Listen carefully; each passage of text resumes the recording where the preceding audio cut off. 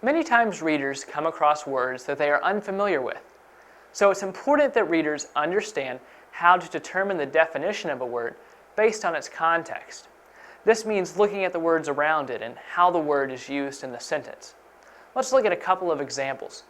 This first example says, "The elderly scholar spent his evenings hunched over arcane text that few other people even knew existed." So the unfamiliar word here is arcane, but you will see that you can pretty much determine the definition of that word based on the words around it. Here we see the word elderly coming before scholar. So if only an elderly scholar would be studying these texts, then it means that it must be some kind of complex subject that only someone who has acquired much knowledge and wisdom would understand.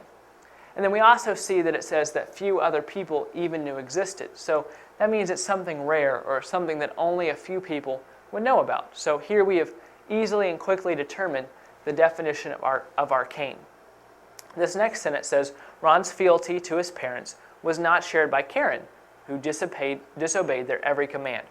Now you'll notice here that there's not very many words that tell us the definition of fealty. Instead, we see words that tell us what fealty is not. Because here it says, Karen, who disobeyed their every command. Here, Ron is being contrasted with Karen. So if fealty is not disobeying their every command, then fealty must mean obeying or being faithful to.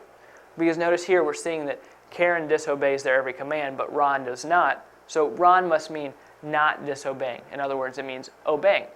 So you see here how by looking at context clues, a reader can quickly determine the definition of a word.